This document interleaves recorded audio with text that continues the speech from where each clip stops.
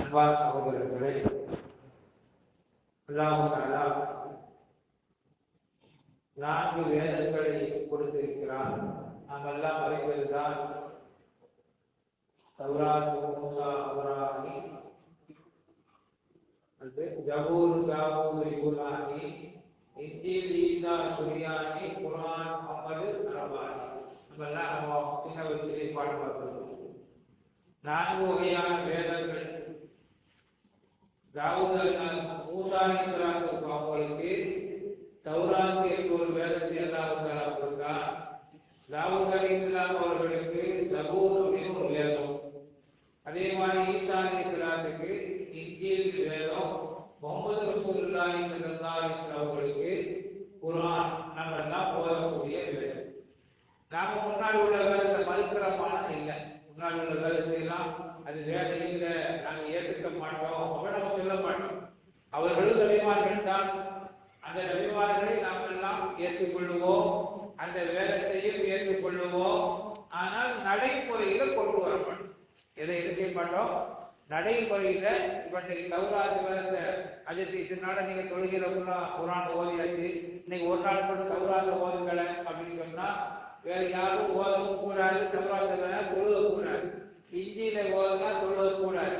அப்ப வேதத்தை மற்ற வேதங்களை ஓதினால் தொழுகை கூடாது. ஆனா எல்லா வேதத்தையும் ஏற்றுக்கிறணும், மொத்தமா. ஆனா அந்த யூதர்கள் என்ன செய்வாங்க அப்படின்னு சொன்னா, அவங்க வேதத்தை ஒதுக்க மாட்டாங்க. அவங்க வேதத்திலேயே சில கையாளர்கள் பண்ண ஆரம்பிச்சிருவாங்க. கையாளர்கள்னா தனக்கு பாதகமா வரக்கூடிய விஷயங்களை எல்லாத்தையும் கட் பண்ணிட்டு தனக்கு சாதகமா சேர்த்துக்கிறது, தன்னுடைய வாழ்க்கை வரலாறுகள் எல்லாம் உள்ள இணைந்து விட்டுறது. இந்த மாதிரி நிறைய சேட்டை பண்ணாங்க. இது நேர்த்தியை இல்லை, அவங்க ரொம்ப நாளா பண்ணிக்கிட்டு இருக்கிறாங்க. குறிப்பாக தனக்கு எதெல்லாம் பாதிப்பா வருதோ அதையெல்லாம் மாற்றிடுவாங்க. அவங்களோட ஒரு வழக்கம் இருந்துச்சு, அவங்க எங்க போனாலும் அடி வாங்கிட்டு வருவாங்க. இன்னைக்கு அவங்களோட டெக்னாலஜி நிறைய உயர்த்தி வச்சிருக்கிறாங்க, பெரிய டெக்னாலஜி வச்சிருக்கிறாங்க. அவங்கள்ட்ட என்ன எல்லா இளவு டெக்னாலஜியும் வச்சிருக்கிறாங்க. அதையும் போட்டு சாத்திட்டாங்க. சமீபத்தில் நடந்த போர்கள்ல அதையும் அந்த டெக்னாலஜி அயன் டோம் வச்சு அதையும் போட்டு சாத்தி ஒண்ணுமில்லாம பண்ணிட்டாங்க. வெளியூர் பில்டப் எல்லா நாங்க அது வச்சிருக்கோம் இது வச்சிருக்கோம் பில்டப் எல்லாம் உலகத்துல பண்றாங்க. இது ஆனா அவங்கள்ட்ட அறிவு அதிகம். என்ன அறிவு? தந்திரமான அறிவு. அடுத்தவனை ஏமாத்துறது எப்படி, அடுத்தவனை கொள்ள அடிக்கிறது எப்படி, அடுத்தவன் காசை பறிக்கிறது எப்படி, இந்த மாதிரி உள்ள தந்திரங்கள் எல்லாம் அவங்களுடைய காலங்காலமா அவங்கள்ட்ட இருக்குது. ஏன் இருக்குது? நபிமார்களுடைய பிள்ளைங்க. அவங்க இப்ராஹிம் அலைஹிஸ்ஸலாத்துடைய பிள்ளைங்க ஆரம்பத்திலேயே தனக்கு ஒரு மரியாதை வேணும், மற்றவர்களை எல்லாம் மட்டமா வச்சிருக்கணும் அப்படிங்கிற அந்த பாரம்பரியத்தில் அவங்க இருக்கிறாங்க. அந்த குணம் இன்னைக்கும் போகல. இதே புத்தியில வாழ்ந்துக்கிட்டே வர்றாங்க. கொஞ்சம் கிடையாது. மதீனாவுல அவங்க ஒரு சேட்டை பண்ணாங்க. என்ன சேட்டைன்னு சொன்னா, மதீனா வாசிகள் அப்பாவிகள், மதீனாவுடைய பூர்வ குடிகள் இருக்காங்க இல்லையா, இவங்க யூதர்களுக்கு தான் வந்தேரிகள். அவங்க ஒரு ஊரை இருக்க மாட்டாங்க. அங்க இருந்து குடியேறிட்டாங்க. குடியேறி எப்படி தமிழ் இந்தியாவுக்குள்ள அவங்க நாங்க தான் பூர்வ குடி, நாங்க தான் அசல் அப்படின்னு சொல்ற மாதிரி, இந்தியாவுக்கு சொந்தக்காரங்க நாங்க தான் அப்படின்னு சொல்ற மாதிரி அங்கேயும் போய் மதீனாவுடைய போய் மக்கள் வாழ்ந்தாங்க. அந்த மதீனாவுடைய பூர்வ குடிகள் கொஞ்சம் பேர் இருக்கிறாங்க. யாருன்னு கேட்டா அவங்களுடைய பூர்வ குடி தமிழ்நாடு. மதீனாவுடைய பூர்வ குடி யாரு? ஹவுஸ் என்றும் ஹசரத் என்றும் சொல்லுவாங்க. அவங்க ரொம்ப நாளா மதீனாவில் இருக்கிறாங்க. அவங்களுடைய பூர்வீகம் என்ன அப்படின்னு கேட்டா நம்மளுடைய தமிழ்நாட்டை சார்ந்தவர்கள் ஹவுஸ் ஹசரத். அதனால மதீனாவுக்கு போறவங்களுக்கு தெரியும். மக்காவுக்கும் போயிருப்பீங்க, மதீனாவுக்கும் போயிருப்பீங்க. மக்காவுக்கு போனா ஹோட்டலுக்கு போன உடனே கேரளாக்காரர் தான் கடை வச்சிருப்பாரு. அங்கே கேரளாக்காரர் இல்லாத காட்டு போகாத இடத்துல கூட கேரளாக்காரர்கள் போயிருவாங்க. அந்த மாதிரி கேரளாக்காரர்களோட தன்மை உண்டு.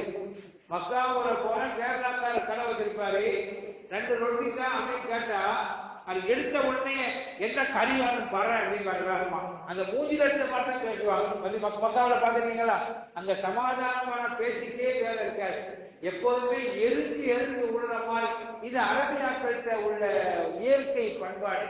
அங்க போய் நம்ம தமிழ்நாட்டில் உள்ள ஹோட்டல் மாதிரி தமிழ்நாட்டில் பழக்கம் உண்டு. சப்ஜி கடைக்கே போறான்னு தெரிஞ்சால் நாம போய் உட்கார்ந்துருவோம். நான் வந்து கேட்பாங்க, என்ன சாப்பிடுறீங்க அப்படின்னு கேட்பாங்க. டீ சாப்பிடுறீங்களா, ரொட்டி சாப்பிடுறீங்களா, இட்லி சாப்பிடுறீங்களா, என்ன வேணும் நாம சொன்னா முன்னாடி கொண்டு வைப்பாங்க. இது பழக்கம், இது நம்ம தமிழ்நாட்டுடைய பழக்கம். ஆனா இதே இது மற்ற இடங்கள்ல அப்படி மாதிரி பழக்கம் இருக்குமானா இருக்காது. அரபு நாட்டிலாம் எப்படின்னு சொன்னா ஹோட்டல்ல போய் நாம வாங்கிட்டு போய் ஒரு வழக்கமா சாப்பிடணும், இப்படித்தான் பழக்கம் வச்சிருக்கிறாங்க. நேரடியா முன்னாடி கொண்டு கொடுக்க மாட்டாங்க. இதே மாதிரி அங்கேயும் வசந்தமும் தமிழ்நாட்டுக்காரங்க வச்சிருப்பாங்க. அவங்கள்ட்ட போய் நம்ம தமிழ்நாட்டுடைய பண்பாடுகள் வரும். மக்காவுல தமிழ்நாட்டுக்கார கடை வச்சாலும் தெரியுதா, கேரளாக்கார கடை வச்சாலும் தெரியுதா, எரிஞ்சு விடுவாங்க. அங்க அன்பான பேச்சு அவங்கள்ட்ட இருக்காது மக்காவாசிகள். இதே இது மதீனாவுக்கு போனா நம்ம ஊர்ல மாதிரியே போறவங்க போய் உட்காந்துடலாம், தண்ணி கொண்டு வைப்பாங்க. வந்த நம்ம ஊர் பண்பாடு தானே, யாரு போனா சாயா கொடுக்குறோமோ இல்லையோ முதல்ல ஒரு சொப்பு தண்ணியை கொண்டு கொடுப்பாங்க. நம்ம ஊர் பழக்காது. இது தமிழ்நாட்டுடைய பூர்வீக பழக்கம். இது முஸ்லீமா இருந்தாலும் சரிதான், முஸ்லீம் அல்லாதவர்களா இருந்தாலும் சரிதான், எல்லாத்தையும் பழக்கம். போனோம் தண்ணியாவது குடிக்கணும். தண்ணி கூட குடிக்கிறோம்னா தப்பா நினைப்பாங்க, தண்ணி கூட குடிக்காம போறாங்க, கையை நினைக்காம போறாங்கல்ல, அந்த மாதிரி நம்ம ஊர்ல பேசுவாங்க. இதே மாதிரி மதீனாவிலேயும் ஒரு பழக்கம் உண்டு. அப்பாவி மக்கள் போன உடனே தண்ணி கொண்டு வைப்பாங்க. அதுக்கு அடுத்து என்ன சாப்பிடுறீங்க, மெதுவா அன்பா கேட்பாங்க. வந்து அமைதியாக இருக்கும். மக்காவுடைய மக்கா வந்து அவங்க அரபு நாட்டு மக்கள், அந்த அரபியாக்கள், அவங்களுடைய பண்பாடு அது அப்படி இருந்தால் அதை மாற்ற முடியாது. நம்ம தமிழ்நாட்டுடைய பண்பாடு, மதீனாவுடைய பண்பாடு நல்ல அழகான பண்பாடு. மதீனாவுல அந்த மக்கள் எல்லாருமே ரசூல் ஸல்லல்லாஹு அலைஹி வஸல்லம் காலத்துக்கு முன்னாடி எல்லாரும் விவசாயிகள். விவசாயம் பண்ணுவாங்க. ஆனா வியாபாரம் பண்ண தெரியாது. எவ்வளவு அப்பாவிகள் பாருங்க, விவசாயம் பண்ணுவாங்க, வியாபாரம் பண்ண தெரியாது. நல்ல விவசாயம், நல்ல மகசூல் நிறைய இருக்கும், எப்படி விற்கணும் தெரியாது. இன்னைக்கு இந்தியாவில் அப்படிதான் வச்சிருக்கிறாங்க. நம்ம நிலைமை அப்படித்தானே இருக்குது.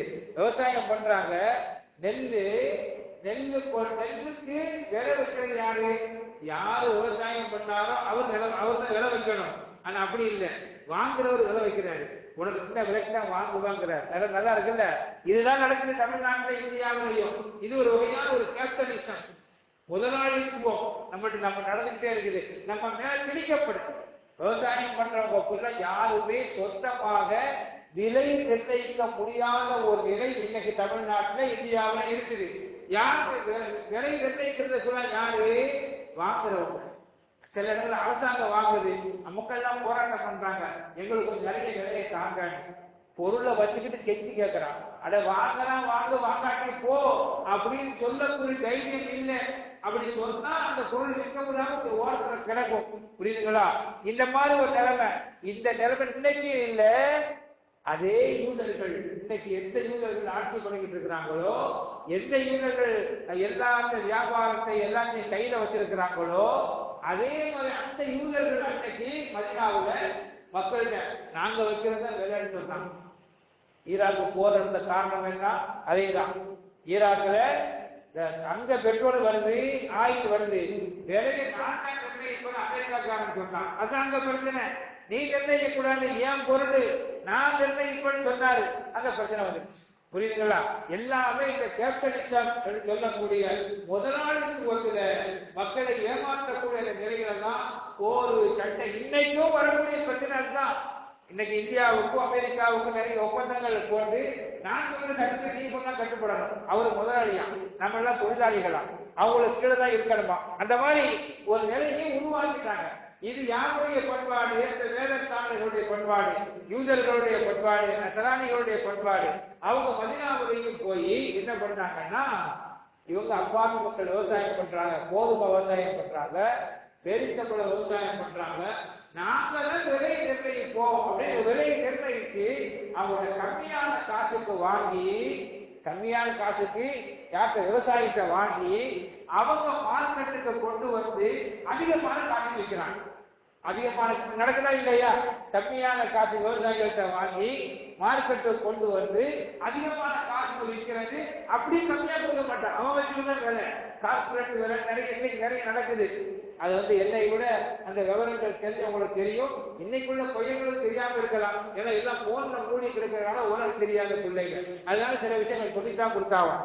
இதை பெருமானார் ஸல்லல்லாஹு அலைஹி வஸல்லம் மதீனாவுக்கு வர்றாங்க. மதீனாவுக்கு வந்து அந்த மக்கள்கிட்ட ஒரு மாற்றத்தை உண்டு பண்ணாங்க ஸல்லல்லாஹு அலைஹி வஸல்லம். என்ன மாற்றம்? விவசாயம் பண்றது நீ, அப்ப நீ தான் வியாபாரமும் பண்ணணும். வியாபாரம் பண்ண தெரியாது, என்ன செய்ய? முன்ன வியாபாரம் பண்ணி பழக்கம் இல்லை. நாங்க எடுத்து அவன் கொடுத்தோம், அவன் வாங்கிட்டு போறான், அவன் கொள்முதல் செய்யறான், அவன் மொத்தமா எங்கள்கிட்ட பணத்தை தரலாம், எங்களுக்கு சோர்வா இருக்குது அப்படின்னு அந்த மக்கள் சொன்னாங்க, மதீனாவாசிகள். பெருமானார் ஸல்லல்லாஹு அலைஹி வஸல்லம் அது ஒரு தந்திரத்தை கையாண்டாங்க, ஒரு ஐடியா. மக்காவில் இருந்து முஹாஜிர்களாக சில சஹாபாக்கள் வந்திருக்கிறார்கள். வந்தாங்களா இல்லையா? ரசூல் ஸல்லல்லாஹு அலைஹி வஸல்லம் கூட மக்காவில் இருந்து ஹிஜ்ரத் செய்து மதீனாவுக்கு வந்தாங்க.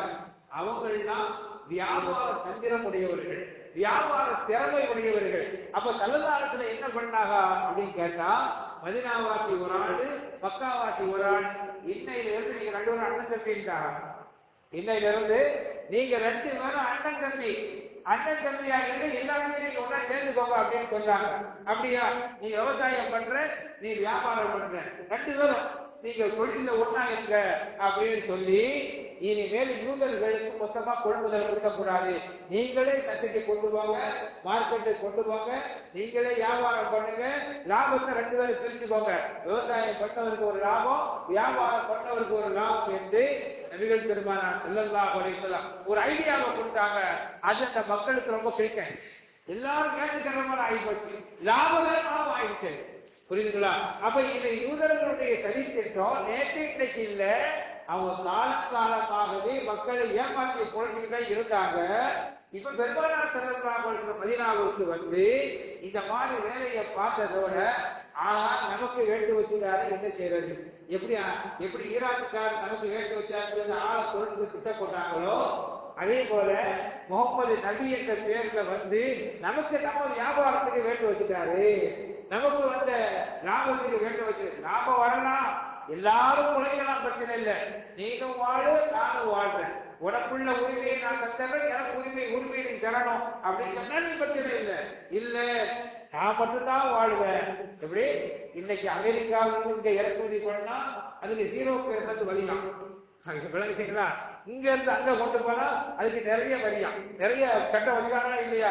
இந்த மாதிரி ஏமாத்துற டெக்னிக்கல், ஏமாற்ற ரீதியான நிபந்தனைகள் அவங்க போட்டு வச்சிருக்காங்க. இதை பெருமானார் ஸல்லல்லாஹு அலைஹி வஸல்லம் கண்டுபிடிச்சு அந்த மக்கள்கிட்ட நிலைகளை மாத்தினாங்க. மதீனாவில் உள்ள அப்பாவி மக்கள், சஹாபாக்கள், அவுஸ் ஹஸ்ரஜ் என்று சொல்லக்கூடிய அந்த தமிழ்நாட்டை பூர்வக்குடியாக கொண்டவர்கள் அவர்கள், அவங்க எல்லாரும் பெருமானார் ஸல்லல்லாஹு அலைஹி வஸல்லம் மேல அவ்வளவு முகப்பத்தாக ஆனாங்க.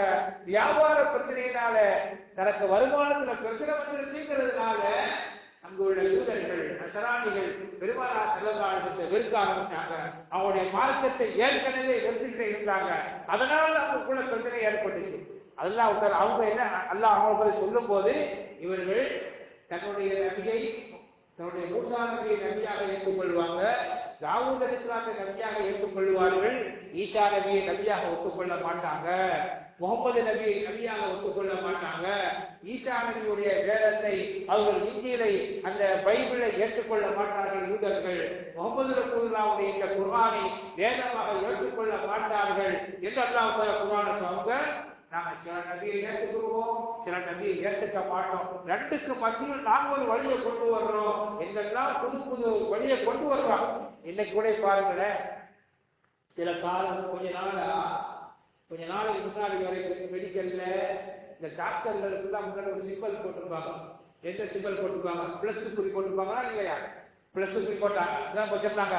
நம்ம இதெல்லாம் இது சிறுவை குறி.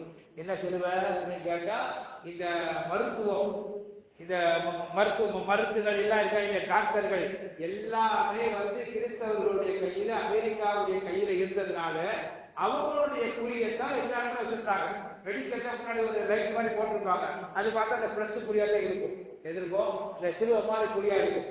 இப்ப சமீபமாக சில ஆண்டுகளாக வேறொரு குறி ஒன்று வருது, வேறொரு குறி. டாக்டர்கள் எல்லாம் அவங்க கார்ல, அந்த பைக்ல பாத்தீங்கன்னு சொன்னா ஒரு கப்பு இருக்குது, அந்த கப்புல ஒரு பாம்பு சுத்துற மாதிரி ஒரு குறி ஒன்று வருது. அது என்ன கம்பு சுத்துற பாம்பு குறி?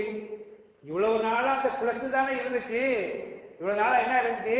அந்த பிளஸ் தான் நாமளா சின்ன வயசுல பார்த்திருப்போம். அந்த அந்த குறி இருந்தாலே மெடிக்கலு, இது ஹாஸ்பிட்டல் அப்படி முடிவு பண்ணிடுவோம். ஆனா புதுசா ஒரு குறி வருது அப்படின்னு பார்த்தா மூசா அலைஹிஸ்ஸலாம் கம்பு, அதுல நிகழ்ற பாம்பு. இது யாரு குறி? இது யூதர்களுடைய குறி.